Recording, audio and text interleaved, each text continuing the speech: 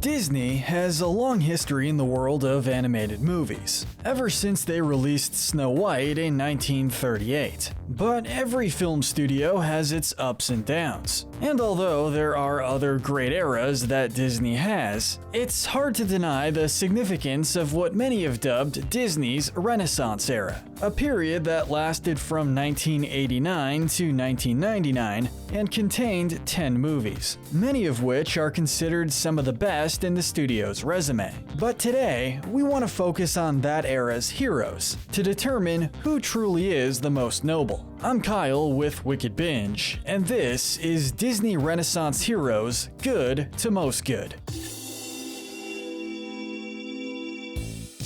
For this list, we'll be covering the films in Disney's Renaissance era. These films have a lot of great protagonists, but we'll also be including the secondary heroes as well. Just to make things interesting, we'll be starting with the least good hero and working our way up to the most noble and heroic. First up, we have to place Ariel. Though Ariel was just a young woman who craved more in life, we had to dock her a lot of points for the amount of trouble she caused with her pursuit of a life on land. Her naive nature led to her being used by Ursula and put Triton in a compromising and dangerous situation, not only risking his life but the entire kingdom. I might be willing to make an exchange. If anything, Ariel is young, naive, and overly idealistic. She did what she did with the intention of having the life she desired. A little selfish, but we understand that sometimes the pursuit of a goal can result in others being hurt unintentionally. Moving on, next up we're placing Adam,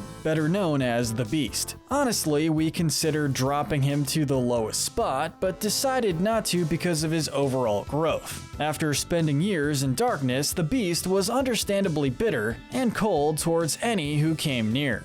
You've come to stare at the beast, have you? He was quick to lash out and use his form as a way to strike fear into others. And it goes without saying that the whole kidnapping thing really takes away some hero points. But through this time with Belle, he learned how to place others above himself and how to show mercy. Much like Simba, he tried to give his enemy the chance to leave with their life rather than be killed. He sent Belle away knowing how much her father meant to her, which was a very selfless thing to do. He was close to being cursed forever, but took that chance because he finally understood what it meant to place others first. And for this reason, we spared him the lowest spot. Moving on to Pocahontas. Much like Ariel, she caused a lot of damage in her pursuit of gaining the knowledge she wanted. She could have gone about it in a much safer way, but instead of being upfront, she insisted her best friend lie for her, didn't face Kokum on her uncertainty of being married, and involved herself with people her father thought were too dangerous to get mixed up with. But she does get credit for stepping in to save John and stop the war from breaking out. If you kill him, you'll have to kill me too.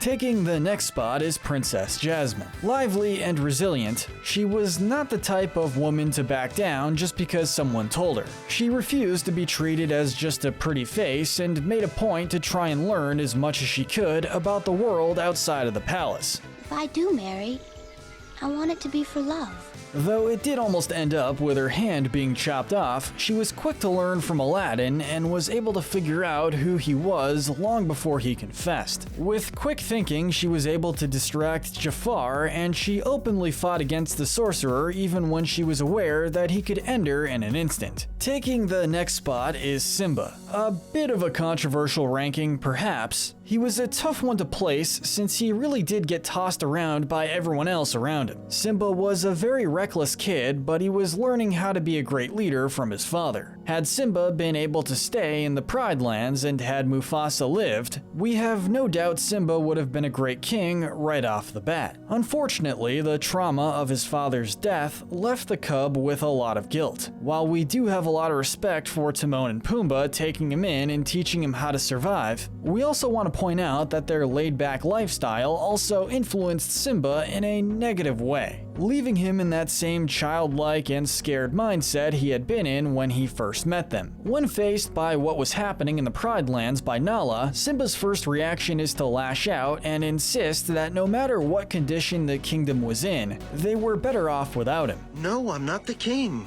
maybe I was gonna be. All because he felt guilt over Mufasa's death and didn't want to face anyone. We don't rank him lower since Simba did eventually return to Pride Rock and fight for his place as king. He was able to face his demons and start the process of overcoming his trauma, remembering Scar's role in his father's death. Simba even tried to show mercy as he thought his father would have done, giving Scar the chance to flee the Pride Lands and never return, granting the other lion the choice to live in exile rather than die.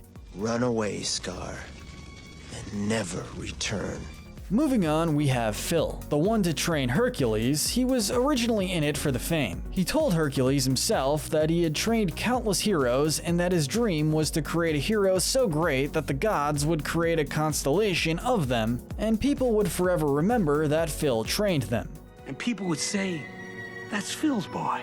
Though he had become jaded and his years away from training, he still became protective of Hercules. He exposed Meg as being a pawn for Hades, even though he knew it would hurt Hercules. He returned because of Meg's insistence that the demigod would be killed without his help, and was the one to inspire Hercules to keep fighting even without his power. Our next pick is Nala. Simba's good friend and love interest, she earned a spot on our list because of her insistence to have Simba step up and be king. She had originally left the Pride Lands to seek help for her people, and upon finding Simba, she eagerly tried to get him to return home with her. Simba, if you don't do something soon, everyone will starve. She was the voice of reason he needed to get him to start to overcome his fear, even recruiting Timon and Pumbaa by explaining who he was and what his status was. She fought with the other lionesses against the hyenas and helped to take the Pride Lands back from Scar. Next up, we have Jane. A craving for knowledge and adventure, she was not at home in the jungle when we first met her. But after being saved by Tarzan, she begins to fixate on him, seeing him as someone to learn from. She made it a point to teach him all she could and try to communicate with him. She didn't see him as a tool to get what she wanted, but as a person that was just lost and curious. You belong with us.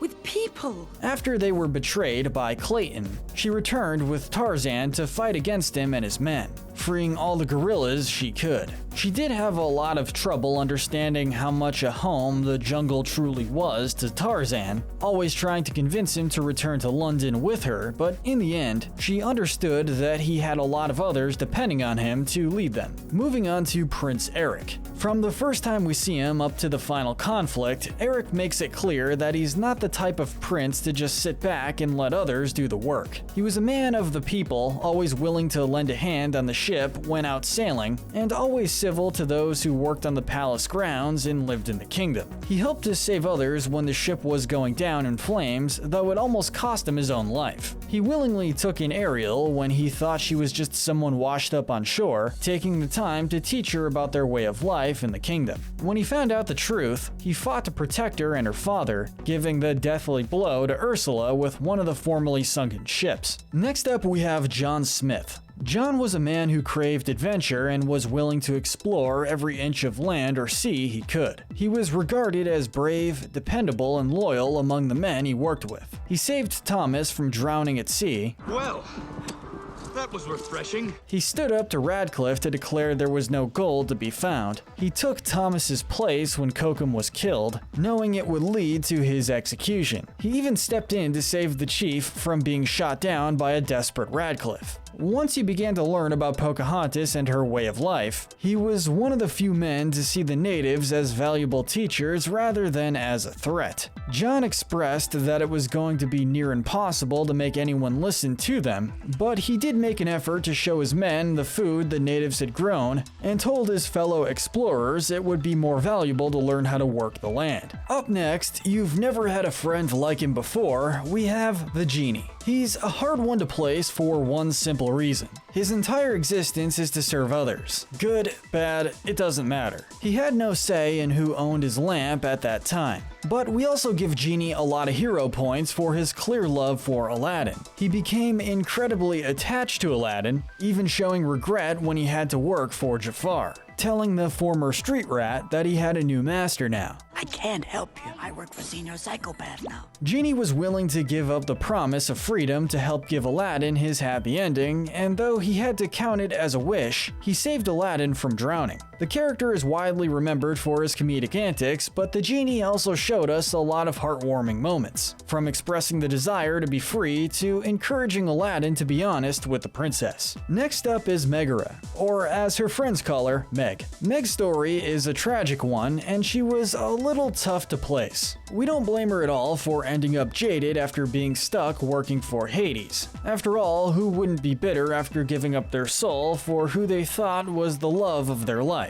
We give Meg a lot of credit because even when she was carrying out the tasks Hades gave her, she was always seen cheering for Hercules on the sidelines. Get out of there, you big lug, while you still can. When her real role was revealed, she begged Hercules not to face the Cyclops without his powers, and got Pegasus to help her find Phil, knowing that he would be able to get through to the demigod. She rushed in to save Hercules from being crushed, the act giving the man his powers back and facing death for him. She didn't have any powers of her own, but was able to fight in her own way. Now we have Belle. Being labeled as peculiar by the people who lived near her, she had a charm about her despite being seen as different. Belle wasn't content with being what someone else wanted her to be. From the very beginning, she makes it clear that she wanted more than a simple life. She worked to be educated, took an interest in her father's inventive nature, and always greeted those around her with kindness and civility, even if they didn't grant her the same respect. I just don't deserve you.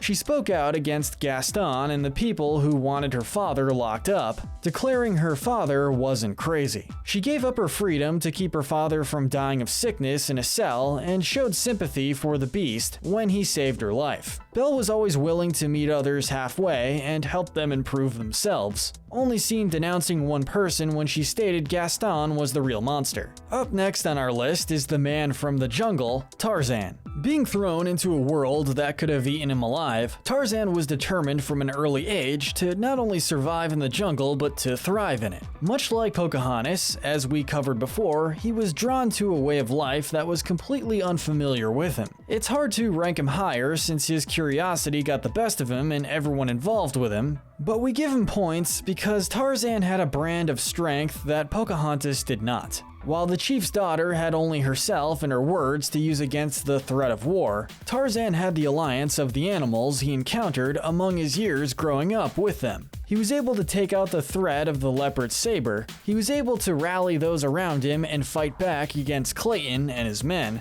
He learned from his mistakes and took up the role as leader when Kerchak died in the conflict, even though it meant letting Jane leave with her father back to England without him. I will miss you, Jane. Though he had a lot of questions about who he really was and where he belonged, Tarzan was able to forge his own path and inspire others to do the same. Taking the next ranking is Aladdin. This troublemaker proved without a doubt that he was far more than a street rat as many people brushed him off as. Aladdin had a dream of a better life and would have done anything to get it. But even with his struggle to find food and living in rags, he was always standing up to protect people. Heck, the guy even stood to block a child from being whipped by a moody prince. I'm not worthless, and I don't have fleas. While we do have to drop Aladdin for his descent with Jasmine and him almost keeping the genie imprisoned despite his promise, we understand where that frustration and determination came from. But Aladdin did show his true colors and come through with giving Genie his freedom, even if it meant being rejected by Jasmine. And that was after going through banishment and near death to take on Jafar and free the Sultan from being controlled. Aladdin not only saved the royal family, but all the people from Jafar's influence. Moving on, we have the captain of the guard, Phoebus. Upon his first meeting, you would think he was nothing more than an arrogant and overaccomplished man who was probably bloodthirsty or jaded after the Crusades. But Phoebus made it clear in that he was only following orders. He gave Esmeralda a chance to declare sanctuary, upholding the right the church grounds gave to avoid arrest. He was one of the first to treat Quasimodo as an equal, even telling the bell ringer that Esmeralda was lucky to have a friend like him. To have a friend like you. He stood up to Frollo and saved the baker and his family, despite knowing he could face execution for defying orders. He traveled with Quasimodo to find the Court of Miracles and try to warn them about Frollo and rallied the citizens of Paris Phoebus after Frollo declared war on Notre Dame. He more than proved himself to be an upstanding soldier and an honorable man. Next up, we had to rank them together. We have Bernard and Bianca. Since these two spent the majority of their time on screen working together to save Penny and Cody, it didn't feel right to rank them apart. These two were truly outnumbered and outmatched, but that didn't stop them from fighting to protect those in need of their help. She's insane.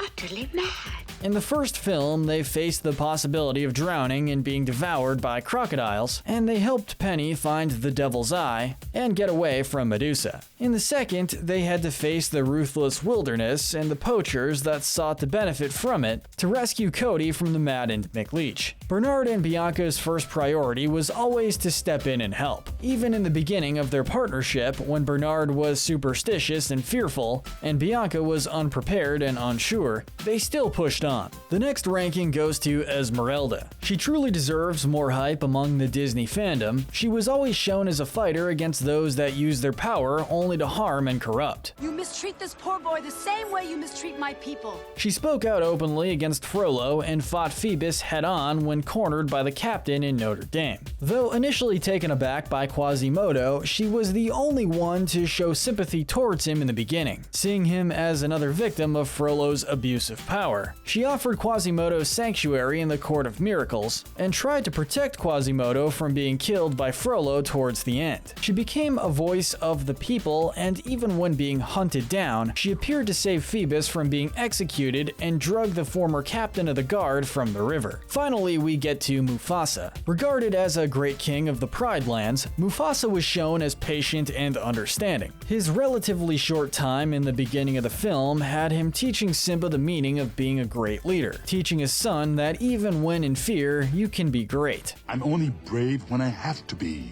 A lesson that Simba would go on to use when reclaiming their kingdom from Scar. Though his brother was an outcast for his ideas on how to run the kingdom, Mufasa did have a level of trust in Scar, which wound up being his downfall. The king spent his final moments saving his son and was shown to return only to encourage Simba to keep fighting for what was right. You must take your place in the circle of life. Taking the bronze medal of good is the bell ringer himself, Quasimodo. Quasimodo overcame a lot in his life, having to be raised by a man who despised his very existence and being feared by the people that lived below Notre Dame. All he had wanted was to live a life outside of the bell tower, even if it was only for a short time. But I'd never fit in out there. Being shown kindness by Esmeralda did help Quasimodo to show some bravery and determination, faking Phoebus with a simple torch when he thought the guard was a threat, going to try and save the gypsies that resided in the Court of Miracles, saving Esmeralda from death at the stake, and finally standing against Frollo and all the man stood for. Quasimodo didn't end up with the woman he thought would be his love, but he was going to help her and Phoebus regardless of heartbreak, and his speaking out against Frollo led to a better life for the people, with Quasimodo being celebrated by them. Our silver medal of good goes to Hercules. Zeus stated that a true hero isn't measured by the size of his strength, but by the strength of his heart. And without a doubt, Hercules had a lot of heart. Even when a gangly teenager, he still tried to help as many people as he could. A lot of the time it backfired with him being unable to control his own strength, but Hercules was still determined to be someone people could depend on. After finding out about his godly heritage, he made the choice to train and become a hero so he could rejoin his family, going through multiple tests from Phil to become as strong as possible. Rule number 15, a hero is only as good as his weapon.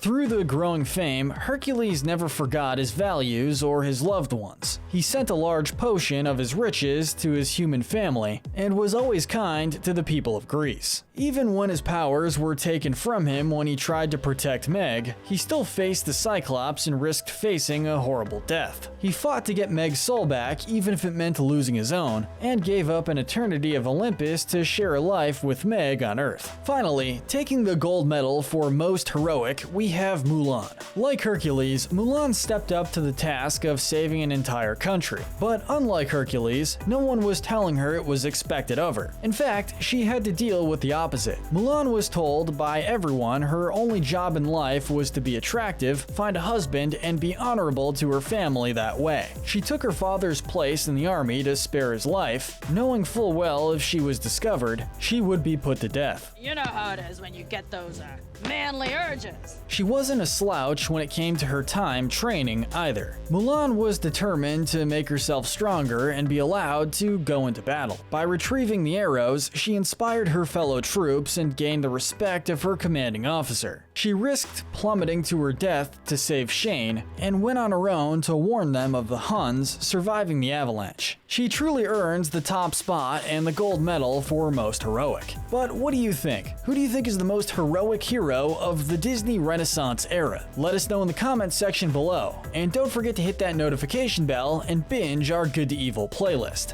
where we break down the morality of the characters in your favorite cartoons, shows, and movies. But most importantly, stay wicked.